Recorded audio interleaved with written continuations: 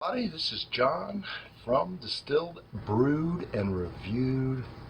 I'm in my world famous sipping den getting ready to do another magical video, and I do on this channel everything that has anything to do with alcohol, and I do a famous Sunday morning coffee review. Yeah, I just had to be the best, didn't I?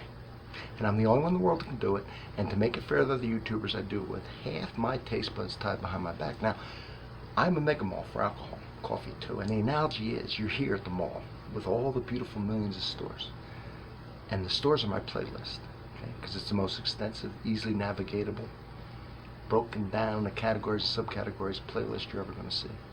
And why wouldn't you just go into the playlist and see everything you ever want to see about alcohol and coffee, instead of driving all over who knows where, going to each store, each other channel, trying to get this information? It doesn't make any sense. The first comment I do is always pinned because that's a link to whatever I'm reviewing. In this case, not only beer. I have the beer categories broken down nice. Pumpkin beer.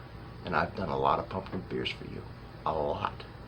And this one, Schlafly. I've done a lot of Schlafly beers. Pumpkin ale. Alright. Let me see. Bottled with love. I'm just reading the ale brewed with pumpkin and with spices added. Alrighty then. St. Louis. Here it is. Right. Here's the label. Not too crazy, nothing crazy. Just a simple pumpkin beer label, right? No crazy graphics. Nothing wrong with crazy graphics. I like crazy graphics. But this one's just plain Jane. And what's it say? Hailed as one of the best beers of its kind. It's the reason why fall is your favorite seasons. Our pumpkin ale is well balanced from start to finish, with notes of caramel and ginger throughout. Fermented in pounds of fresh pumpkin squash and a brewer's wort of sugar mix before being filtered through a spiced infusion of cinnamon, clove, and nutmeg. And what did it say? Cinnamon, clove, and nutmeg, but it tastes like ginger. Let's get it. It turns out exactly how we intended it to taste, like a slice of pie in a bottle. They all say that. We're going to be the judge of that. I guarantee it'll smell like it. Most of them do. Let's see. I've done so many. It's so fun. Check out that playlist. You'll see things you're going to have to run out and get it. See, if you're doing any kind of Halloween party, anything, this goes all the way up to really Thanksgiving. Pumpkin pie is big on Thanksgiving. Even the Christmas. These things would make a hell of a tasting gifts. Just to have all some of these different ones would be cool, man. It would really be a cool experiment. I do all these in my what I call Halloween mug. This thing came from New Orleans, and here we go. Probably going to be oranges. Yes, they all seem to be this color. All right, there we go.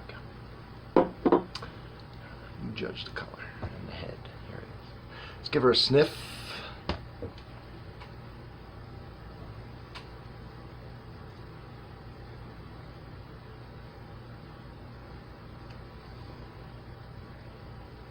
You know what the number one thing I'm getting out here? Clove.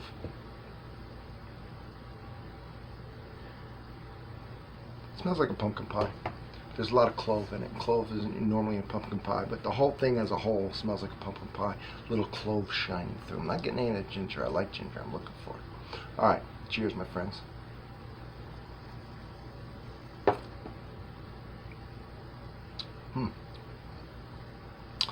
Okay. I'll tell you something. Let me get move on. I've had a lot. Okay, look at the playlist, you'll know immediately how many I've had. What I like about this one, there's a lot going on. Alright, so it's got a pumpkin flavor, light. The spices are very muted. They're not taking over. I don't like too much spice, okay? I can make something screwed up and put a lot of spice to hide it, okay? Spice, salt, and sugar, and oak is a way to hide bad things.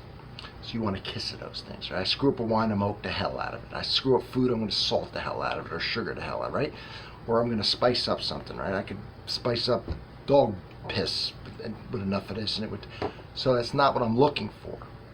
This has a kiss of these spices, and I love the fact that after all this talking, I've got sweetness and bitterness both on my on the finish, both fighting. It's cool. It's not something I get all the time. Usually it's just bitter at the end, or maybe sweet, depending on. This one's both somehow. Kind of just going back, sweet, bitter, sweet, bitter. It's kind of cool.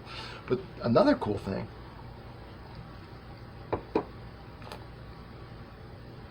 is all those spices somehow just blend into a mild, behind the scenes kiss. Light kiss. Not a passionate kiss, but a light, friendly kiss of those spices. And yes, there is, well, I keep saying clove, which there is. I was going to say, I was thinking ginger. There's not ginger, there's clove. I like ginger, but I like ginger.